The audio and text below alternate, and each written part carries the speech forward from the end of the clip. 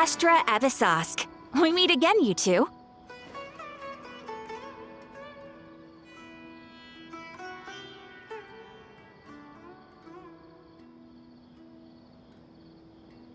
Hi, Catherine! Do you have any commissions for us today? Commissions, huh? Let me think. Oh, how about this? Please attend the Academia's Academic Symposium this afternoon and recite a love poem on stage. Wait, say what now? And if possible, please also use your camera to capture the reaction of the audience upon finishing the poem. Huh? What kind of commission is that? I see. It appears that you're not interested in this commission. In that case, please go to Port Ormos and convince the Eremites there to spend some time volunteering at the local orphanage. Hey, that's not any better. I'm sure the mercenaries will have some interesting reactions as well. Paimon's gotta ask, just who exactly has been submitting these commissions to the Adventurers Guild? Oh, the commissioner? Well, actually, I just wanted to see the two of you in action. Was it so obvious? I was hoping you would actually take one of those commissions. That kind of chance to observe humans doesn't come by often. Ah, so it's Nahida. Paimon just knew Catherine wouldn't crack those kinds of jokes. When did you get into her head? From when she said, "Ad Astra Abyssosque." So it's been you this whole time? Are you done resting up, Nahida? Yes. I've been sleeping ever since we parted ways, and I even had a really, really long dream.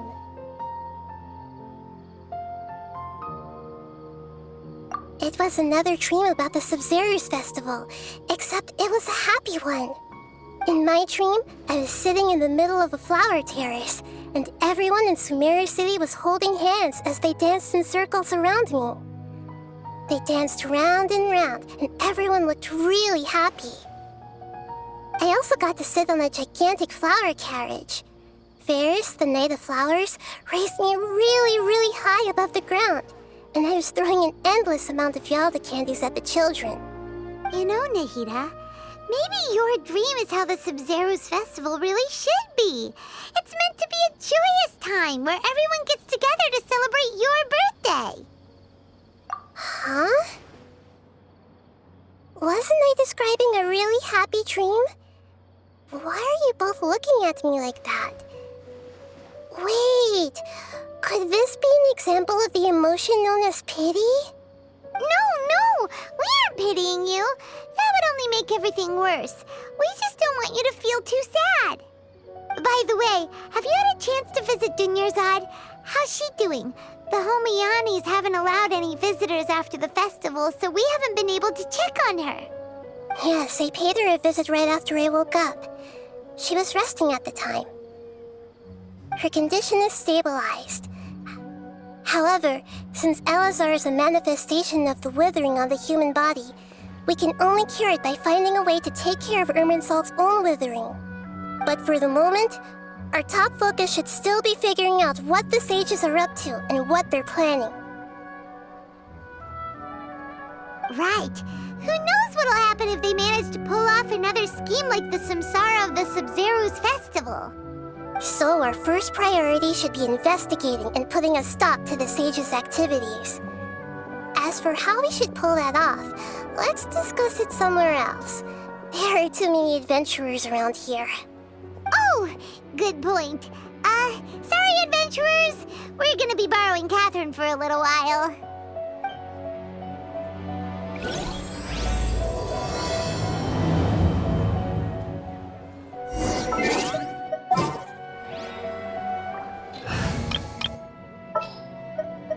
Just what will we come across this time?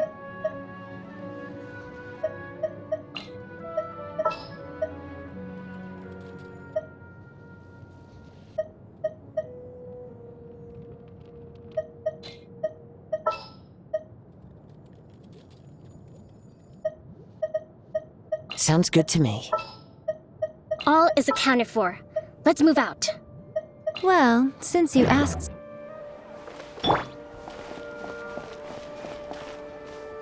Let's continue our chat here. Okay, so do you have any ideas on how we can investigate the sages, Nahida? Actually, I've already done a little bit of work on that. But for now, I want to hear your thoughts.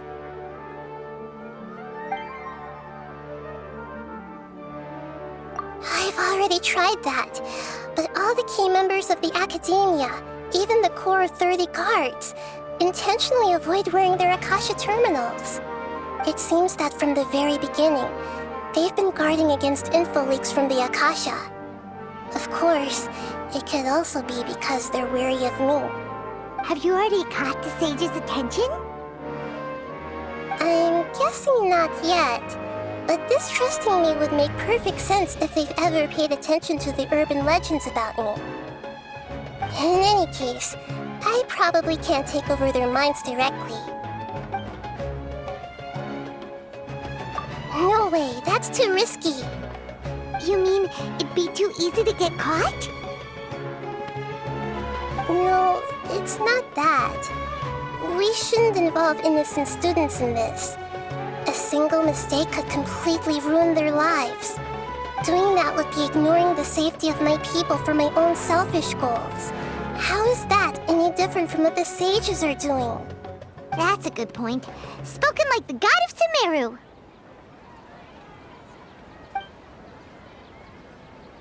We're in the dark as of now. Since we still don't know anything about their goals, any rash move could tip them off and lead to terrible consequences. After all, every person in Sumeru City is one of their hostages. Are we really out of ideas? Nahida, you're super smart, so you already have something in mind, right? Don't keep us in suspense. Spill the beans already. According to a popular theory from the Vahumana Darshan of the Academia, rejecting impractical motions at the beginning of a planning session will give more weight to the actual proposal. Okay, but aren't you the god of wisdom? You don't have to use that kind of gimmick to make us take your ideas seriously. Well, I've been thinking that if I can't directly possess the leaders, and if I can't get ordinary people involved, then I should find someone who's already involved, but hasn't decided to side with the sages. You're saying we should recruit a spy? That does sound like it could work. Oh, before coming back, we met someone named Al-Haytham. He seems like he acts alone, and he likes doing stuff behind the Academia's back. They probably aren't in cahoots. Actually, I already have someone in mind. Do you still remember that female scholar named Sataria? Sataria. Paimon remembers now. Isn't she the one who's always trailing behind the Grand Sage of the Academia? We ran into her basically every time the Sub-Zero's festival repeated itself. You could even say we're old enemies by now. Paimon still remembers the smug and mean way she always spoke to Nilu. I've always liked observing all kinds of people, and Sataria has always stood out from the crowd. She was born in the desert and was hailed as their greatest genius. Her academic gifts allowed her special admission into the Academia, and also gave her the opportunity to serve as the sage's assistant. Oh, Paimon didn't know she was from the desert. She must be pretty special then. Paimon feels like most of the desert dwellers around the city are working as mercenaries. The name Sataria means star. When she lived in the desert, she shone like the brightest star in the night sky. Later on, she was chosen by the sun. The star was given a place in the daytime sky to complement the sun's dazzling light. Soon after, the star witnessed the sun scorching the earth, which brought forth many disasters. The star began to waver. Instead of staying beside such a sun, wouldn't it be better to return and light up part of the night sky? But in the end, she couldn't give up the radiance of daytime. To cope with her shame, the star buried her guilt and closed her eyes. From the sound of it, Sataria's just hung up on the research opportunities here. But she doesn't really support the academia. She still feels guilty about not doing more for the desert, right? She's just running away from her problems. Indeed. When they are presented with complex moral issues, many people will simply plug their ears and go with the flow until the problem can't be fixed anymore. She's suppressing a lot of guilt, but before she realized it, she had already become the sage's accomplice. She can't deny her part in their schemes anymore. Right. We must somehow make her face her problems again. That way, not only can we get useful intel from her, but she can also use it as an opportunity to redeem herself. From my past observations, Sataria will take a day off from the academia every 10 days to do some shopping in the city. Tomorrow afternoon just happens to be a shopping day for her. That'll be our chance. To prepare, let's go check out some of her favorite spots and have a quick chat with a few of the vendors there.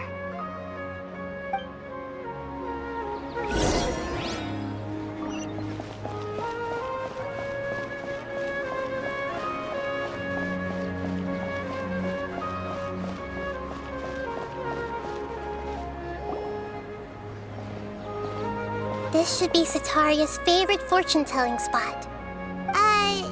So should we ask the fortune teller about Sataria? No, I already have enough information on Sataria. The most important thing now is for you to pay attention to the vendor's talking style and key characteristics. Talking style and key characteristics? My poor lost lambs, have you become troubled over your fates? The divine voice of wisdom often echoes between mine ears. If thou be blessed today by the gods, I may be able to show you the way. Huh? Really? Nahida, you've been whispering things to her? Shh! My friend here has some doubts regarding her future. Can we get a fortune reading for her? Of course, of course. In that case...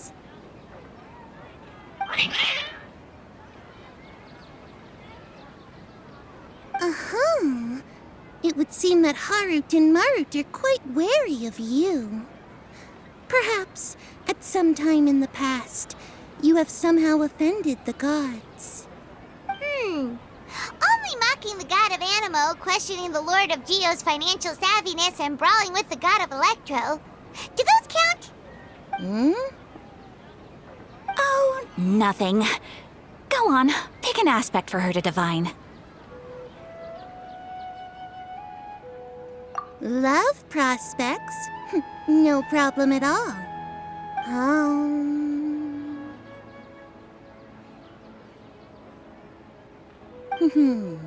The gods have spoken.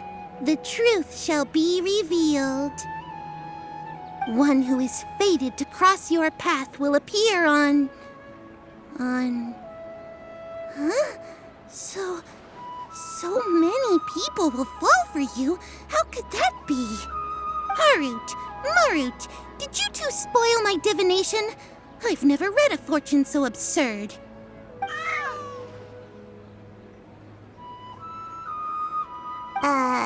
Actually, Paimon thinks this is probably the most accurate fortune-telling you've ever done.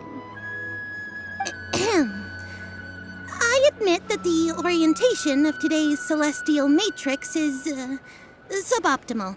As such, there will be no charge. Is that so? Well, that can't be helped. If you were to bring some food offerings for Harut and Marut on your next visit, perhaps they could help you reverse the wheels of fate.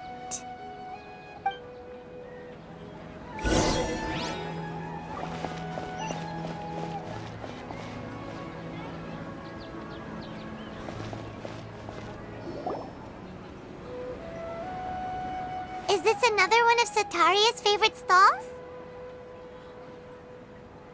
Yep, it belongs to a king. His father helped Sataria a lot when she first moved to Samari City, so she still comes by whenever she has time. When I start talking with him, listen carefully to the details of our conversation. Ah, dear customers! Would you like to look at some pottery? We caught wind of your great craftsmanship, so we specifically came to take a look. Oh, I recognize you. Aren't you Miss Catherine from the Adventurers Guild? Sounds like I'm in for some big business. Speaking of, where did you learn this trade? I suppose you could say it all started with my dad. He's a mason by trade, but I picked up an interest in clay while apprenticing for him. After that, I began making pottery by myself in secret, and I simply changed trades when my works turned out well. Although it's a pity that I'm no longer making much use of the knowledge provided to me by the Akasha. That's nice. You're making a living doing something you love. So is your father still working as a mason? Oh no, not anymore. A few years back, he fell from a roof and broke his leg. Since he had already saved enough mora over all these years, he's just enjoying the retired life in Port Ormos nowadays. I see. We wish him peace and happiness in his retirement. I'll have someone in charge of logistics at the guild come by another day for some goods. We'll leave you to it. Take care now. No problem. Rest easy, all our goods are sure to meet your every need.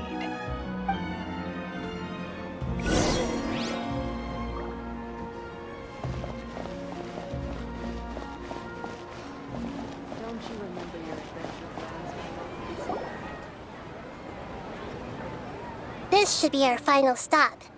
Sataria's always thinking of this restaurant when she's working at the academia, so she always comes by whenever she's out in the city. Nahida, you've really thought of everything. It's my duty to protect Samari's citizens, after all.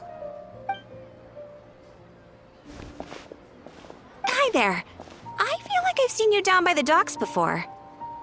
Huh? Sorry, I don't quite remember. If I recall, you were having a discussion with someone about shipbuilding at the time. Ah, that's right! I've always been really interested in feats of marine engineering. After all, I grew up in Liyue Harbor and spent my entire childhood staring at the ships going in and out of the port. I came to Sumeru to study, but failed to make it into the academia due to my lack of talent. But I'm still discussing all kinds of problems with different scholars, and I'm continuing to study and perform research from the restaurant's basement. I'm sure I'll get into the academia after their next round of exams. What an admirable spirit for learning. Amazing. Sure, but you'll find hardworking people wherever you go. So this restaurant has a basement as well? Huh. First I've heard of it. That's right. It's not usually open to patrons. Most of the time, employees use it for breaks or to hold private events. I see. Guess that makes sense.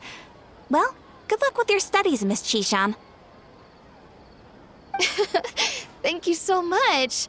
As long as I can make it into the academia as an official student, I'll be happy.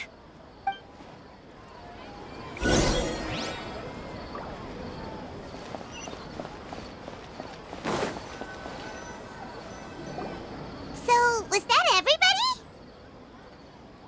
Mm-hmm. 3 familiar faces should be enough for Sataria.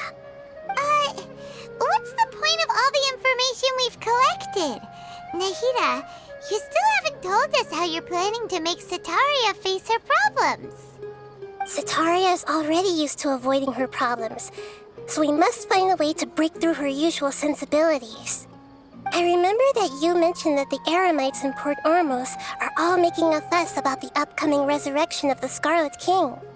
Although it's all just a boatload of nonsense, the fate of her homeland may turn out to be Sataria's soft spot. Oh, Paimon gets it now! You want to take advantage of the guilt Sataria feels about her homeland. Although she knows she should return home to help the people of the desert, all she's done is conspire with the sages.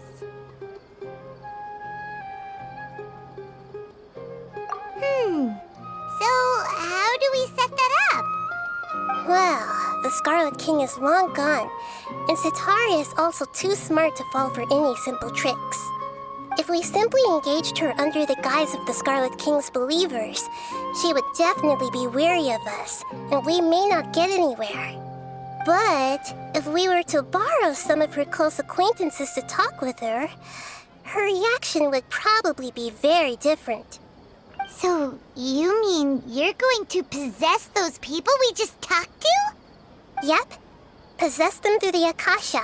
Imply that they've already converted to the faith of the Scarlet King, and then convey our made-up will of the Scarlet King. As long as everything goes smoothly, we'll get through to Sitaria for sure. She'll never guess that we had anything to do with it. Ah, so that's how you're going to use all the info we collected on these people. It's so that you won't slip up and break form. Possessing them will only work if you can manage to pass off as them. Exactly. So, best of luck with impersonating them. Huh? Best of luck? But we don't know how to possess anyone. That's no problem at all. I'll just share all their senses with you once I've possessed them. As long as you're also wearing an Akasha terminal, the effect will basically be as if you've possessed them yourself. Huh. That is pretty convenient. But why does she have to do this? Can't you do it yourself? Although I've been observing humans for a while, I've never been good at imitating them. You're not wrong. It's always been painfully obvious whenever you try to pass as Catherine. If it was at all possible, I would have preferred to leave these people alone. But seeing how things are now, I probably should just accept it and push on. Yeah, don't beat yourself up over it. We're only doing this to help everyone, and we'll only be borrowing them for a little while anyway. Alright, then let's give it a go tomorrow afternoon.